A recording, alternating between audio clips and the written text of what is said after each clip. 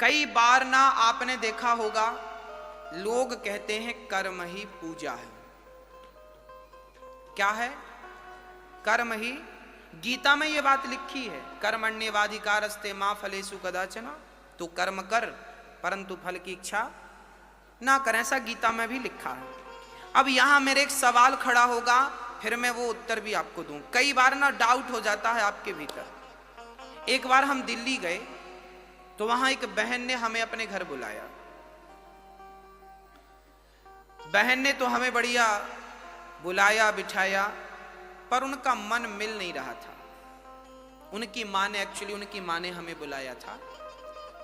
कथा चल रही थी बाजू में, वो कथा सुनने आई। माँ को अच्छा लगा तो मम्मी ने हमें इनवाइट किया, गुरुजी 2 मिनट के लिए आना। हम गए। जब हम उनके घर गए तो उनकी बेटी कुछ उखड़ी उखड़ी थी। हमने बहन की तरफ देखा, पूछा बहन आपको क्या हुआ? हमारे आने से आप खुश नहीं हैं क्या? क्या हुआ आपको? बोले महाराज जी नहीं, हमारी माँ सत्संग करती है, कथा में जाती है, हमारा मन नहीं करता कथा में जाने का।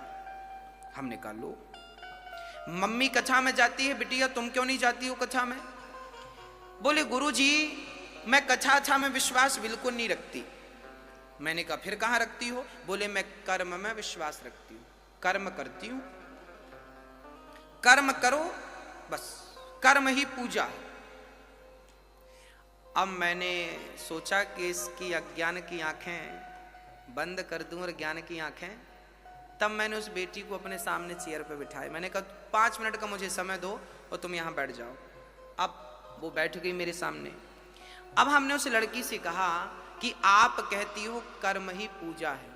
अब हमने उससे प्रश्न किया कि बेटा ये बताओ कि कर्म क्या है? कर्म क्या है? आप लोग भी कई बार कहते होंगे कि कर्म ही करते रहो। भगवान भी कर्मों का ही फल देते हैं। जब हम अच्छा करेंगे तो अच्छा फल मिलेगा, बुरा करेंगे तो बुरा फल मिलेगा। जब हमारे कर्मों का ही फल हमें मिलना है तो फिर हम भगवान की भक्ति क्यों करें? बात बिल्कुल सही है। एक अज्ञानी आदमी यदि ऐसी बातें करे तो कोई अतिशयोक्ति नहीं है, आश्चर्य नहीं है, बात ठीक है, तर्क संगत बात है। अब मैं इसके समाधान की ओर आपको ले जाता हूं। मैंने उस लड़की को सामने बिठाया। मैंने कहा बहन ये बताओ कि कर्म क्या है? उसने कहा कि कर्म है सेवा करना, माँ बाप की सेवा करना, कर्म है पति की सेवा करना, कर्म है बच्चों को नहलाना धुलाना, स्कूल भेजना, उन्हें पढ़ाना लिखाना, खड़ा करना, ये कर्म है। हमने कहा बिल्कुल ठीक। अब हमने कहा कि देखो बहन, कर्म सब कुछ है। आंख की पलक झपक रही है, ये भी क्या हो रहा है? कर्म हो रहा है। आप यहां बैठे कथा सुन रहे हैं, क्या कर रहे हैं? कर्म कर रहे हैं। हम कथा सुना रहे हैं, क्या कर रहे हैं? कर्म कर रहे हैं। एक बेटा मां की आरती उतार रहा, क्या कर रहा है? एक आदमी दूध पी रहा है, क्या कर रहा है? कर्म। एक आदमी शराब पी रहा है, क्या कर रहा है? बोलो। दूध पीना भी कर्म है, तो शराब पीने वाला कहेगा मैं अपना कर्म कर रहा हूं। तो शराब पीना भी क्या है? तो गांजा पीना क्या है? ये तंबाकू खाना क्या? वो कहेगा हम तंबाकू अपना कर्म कर रहे हैं। मतलब संसार में जो है सब कुछ कर्म है। जो आप कर रहे हैं वो सब क्या है? यहां तक कि हमारा दिल धड़क रहा है, वो अपना कर्म कर रहा है। हमारा खून नासिका में दौड़ रहा है, हमारा खून दौड़ रहा है नसों में, वो रक्त क्या कर रहा है? अपना कर्म कर रहा है। भाई कर्म तो जो आप कर रहे हैं सब, माँ की सेवा करना भी कर्म है। और कोई बेटा माँ को हाथ पकड़ के घर से निकाल दे तो वो भी एक कर्म ही है। बोलो क्या है? समझ, इतनी बात समझ में आई तो मैं आगे समझाऊं। समझ में आ गई? संसार में हर चीज, पलक झपकना भी कर्म है, बोलना भी कर्म है, सुनना भी कर्म है, एक पांव रखा आपने वो भी एक कर्म है। अभी कलश यात्रा में आप गए थे, वो भी क्या कर रहे थे आप? कर्म था। कर्म तो न्यूट्रल है, वो कर्म सब कुछ है। अब आगे चलते हैं। अब हमने कहा बहन तू कहती है कि हम तो कर्म पे बिलीव करते हैं। हमने कहा बहन कर्म तो सब कुछ है भाई, परंतु अब आपको धर्म बताएगा कि कौन सा कर्म करना है और कौन सा कर्म नहीं करना। अब देखिए धर्म क्या है? धर्म है दर्पण, धर्म है दिया। धर्म बताता है कि ये करने योग्य है और ये करने योग्य। मां की सेवा करना तो कर्म करो, पर मां की कभी भी आलोचना ना करो, मां का कभी भी तिरस्कार ये वाला कर्म ना करना। सच बोलना भी कर्म है और झूठ बोलना भी कर्म है, पर धर्म कहता है कि सच बोलने का कर्म तो करना, पर झूठ बोलने का अधर्म ना करना। ये कर्म तो सब कुछ है।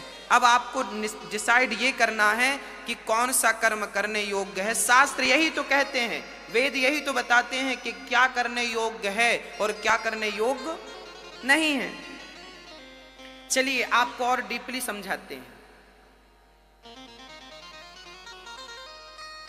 हमारी माताएं पुराने जमाने में जब गेहूं साफ करती थी ना, तो एक सुपड़ा होता था, सूपा, ऐसे ऐसे, क्या बोलते आप लोग? छावड़ा? हाँ आप समझ रहे हैं, सूप बोलते, सूपा बोलते हैं, सुपड़ा बोलते हैं, सारी चीजें हैं।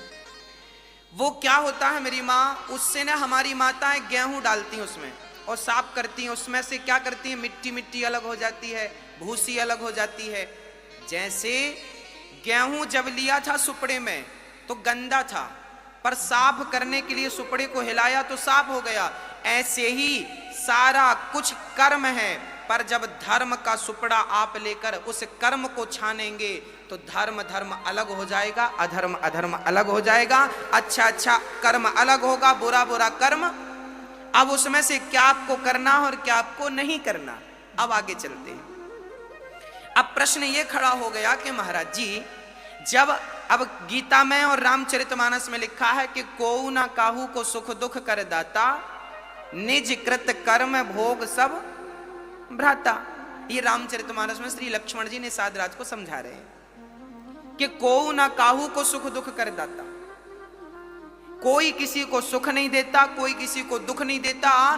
सुख दुख अपने कर्मों का ही फल है। जैसा कर्म करोगे वैसा, पेड़ बोए बबूल का तो आम कहां से आए, जैसी करनी वैसी भरनी। अच्छा कर्म करोगे अच्छा, बुरा कर्म करोगे। उस लड़की ने हमसे यह प्रश्न किया। उस लड़की ने कहा कि महाराज जी, जब हम अच्छा करेंगे तो हमें अच्छा मिलेगा, बुरा करेंगे तो बुरा मिलेगा, फिर भगवान की भक्ति क्यों करें? जब कर्मों का ही फल हमें भोगना है तो फिर भगवान की जरूरत क्यों है? अब हमने उसको इस प्रश्न का उत्तर दिया। हमने कहा बहन बात ऐसी है, एक गुरु के दो चेले थे, एक गुरु के दो शिष्य थे। एक शिष्य वैश्या के घर जाता था और दूसरा शिष्य कथा में जाता था। एक कथा सुनता था, एक वैश्या का मुजरा देखता था, नाच देखता था। एक दिन वो वैश्या के घर से लौटा तो उसे ढेर सारा सोना रास्ते में पड़ा हुआ मिल गया, माला माल हो गया। और ये जो सत्संग करने गया था, ये बाहर गया तो इसके पांव पे लोहे की कील लग गई, आर पार हो गई, हड्डी फाड़ती हुई निकल गई, लोहे की कील। लंगड़ाता लंगड़ाता गुरु के पास गया, गुरु जी देखो आपके भगवान ने क्या किया, उनका न्याय गलत है क्या? गुरु जी ने कहा बेटा ऐसा तो नहीं है। तो चेले ने कहा कि वो वैश्या के घर जाता था, उसे सोना मिला, मैं सत्संग में जाता था तो लोहे की कील मिली। अरे भाई सोना तो मुझे मिलना था क्योंकि मैं सत्संग कर रहा था, और लोहे की कील तो उसे लगनी थी क्योंकि वो गलत कर रहा था। तब गुरु जी ने कहा बेटा तू भगवान के न्याय को समझता नहीं है, अब मैं तुझे ईश्वर का न्याय समझाता हूं। तब गुरु जी ने कहा बेटा ऐसा है कि तू वर्तमान को देखता है, तू प्रेजेंट में रहता है, जबकि परमात्मा जो भी देता है प्रेजेंट का नहीं भूत का देता है। बीता हुआ कल जो तुम्हारे साथ था उसका फल आज मिलेगा। समझाते हैं गुरु जी, बेटा बात ऐसी है कि जो वैश्या के घर जाता था ना, आज के दिन वो बहुत बड़ा राजा बनने वाला था, उसके भाग्य में राजगद्दी थी, पर वैश्या के घर जा जा करके उसने अपना सारा पुण्य नष्ट कर लिया। और उसे राजा बनना था, सोने चांदी के उसे खजाने मिलने थे, परंतु जब उसने वैश्या के घर जा जाकर अपना पुण्य नष्ट किया तो अब उसे इतना सा ही सोना मिला, उसी में उसको संतोष करना पड़ा। और तुझे आज के दिन तुझे मरना था, आज तेरी मृत्यु निश्चित थी, परंतु तूने सत्संग किया, भगवान की कथा सुनी, भगवान का नाम जपा, तो भगवान ने तेरी मृत्यु को लोहे के कील में ही तब्दील कर दिया। ये ईश्वर का न्याय है, ईश्वर का। तुम्हें तुम्हारे कर्मों का ही फल मिलेगा, याद रखना, तुम्हें तुम्हारे कर्मों का फल मिलेगा, परंतु भगवान यदि मेहरबान होंगे तो तुम्हारे भाग्य में, यदि सुदामा के भाग्य में जीवन भर की दरिद्रता थी, परंतु भगवान की शरण में गए तो वो दरिद्रता सुदामा के मरते दम तक दरिद्रता थी, पर जब भगवान की शरण में गए तो उस दरिद्रता को मिटाकर 2 लोकों का मालिक बना दिया कि नहीं? हाँ, तो परमात्मा की शरण में जब हम जाएंगे तो हम पापी हैं, भगवान की शरण में जाएंगे तो वो हमारे सारे पापों को, संसार भव सागर तुम पार नहीं कर सकते।